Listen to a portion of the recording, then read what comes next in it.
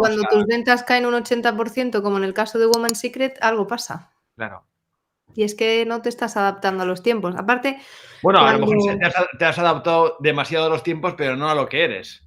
O a lo que quiere el público, claro, que una cosa es lo que dice y otra cosa es lo que quiere, ¿no? Puede ser. volvemos a la consistencia. O Sí. sea, cambiar de valores y renunciar a unos y perseguir otros se permite siempre y cuando se comunique bien y sea coherente y no demasiado drástico.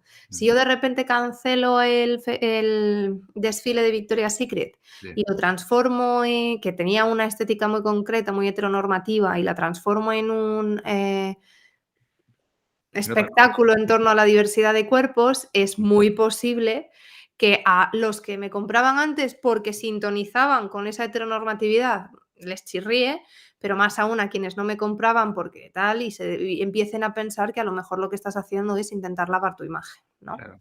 Entonces, Y no contentes que no contentes a nadie. claro, el problema es que luego hay que echar un vistazo a esa parte de aspiracionalidad que es muy interesante en el tipo de comprador de Woman's Secret. Ujú. Porque la lencería femenina no la compran solo mujeres, pero sí la compran en un mayor volumen mujeres, y mujeres que quieren sentirse de una manera.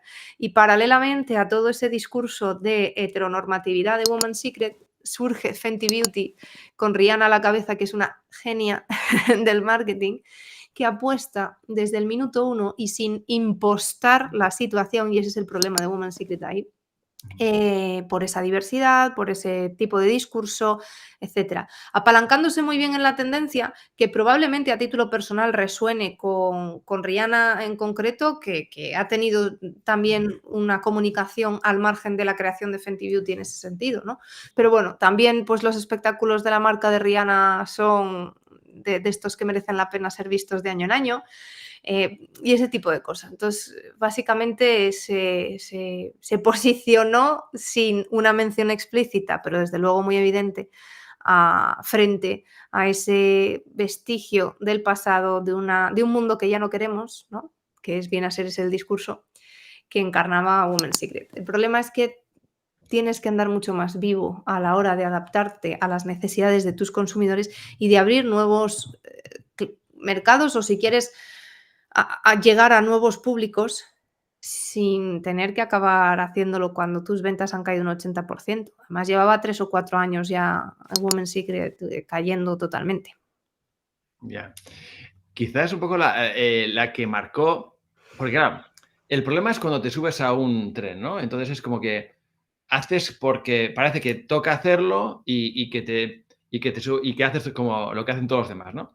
Y yo creo que quizás la que marcó tendencia realmente, la que fue valiente además, dio el paso y además supongo que había como un clamor sordo de que no se daba ninguna respuesta absoluta, fue Dove, ¿no? Cuando sacó la de para mujeres normales, ¿no? Entonces, y no era tan exagerado, porque ahora se exagera muchísimo, ¿no? Se coge ahí pues el tema de la gordofobia. Entonces aparece una persona con un súper obeso o con una gran obesidad que dices, bueno, a lo mejor te estás pasando un poco, ¿no? Una cosa es que gente normal, que ya está yéndote a la media, no los modelos y tal, que ves con celulitis, con tripita, con no sé qué, y otra cosa es ya te vas al extremo ya de la minoría muy, pues bueno, muy excepcional y la excepcionalidad lo conviertes en norma, como diciendo voy a quedar bien con este pequeño grupo porque es lo que es popular ahora, pero a lo mejor mi base, que es más media, más promedio, pues no se identifica, ¿no? Entonces, quizás es ser valiente y romper pautas cuando todavía nadie la rompe, ¿no? Y ese es el valor y la gran virtud, ¿no? El gran movimiento, ¿no? Sí, pero fíjate que comprando la idea de que cuando se habla de body positivity ahora se exageren o sean representativos, etcétera, etcétera, que eso depende de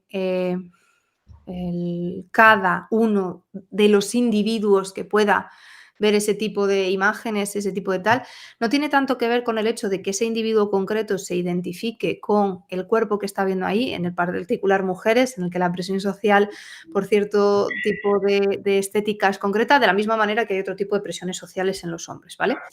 No tiene tanto que ver con la forma concreta como con el compromiso de que tú entiendas como marca que los modelos que tú estás eligiendo tienen o sea, y para esa campaña, y que esa campaña tiene un componente performativo de alguna manera, e incluso político, hasta si se quiere, en sentido más etimológico de la palabra, ¿no? De que decanta cómo nos organizamos como seres humanos. No necesitas que todos los usuarios crean para que esa campaña funcione, que se vean representados exclusivamente en ese hueco, o que esas mujeres en ese cuerpo concreto o en los cuerpos que estés utilizando, como que sean un público que valore que haya esa diversidad. Entonces, el hecho de que sea exagerado o no, pues dependiendo de cuál sea tu entorno, cuál sea tu propia historia, con quién te muevas y cuál sea tu propio cuerpo en este caso, pues podrá serlo más o menos, pero sí que es verdad que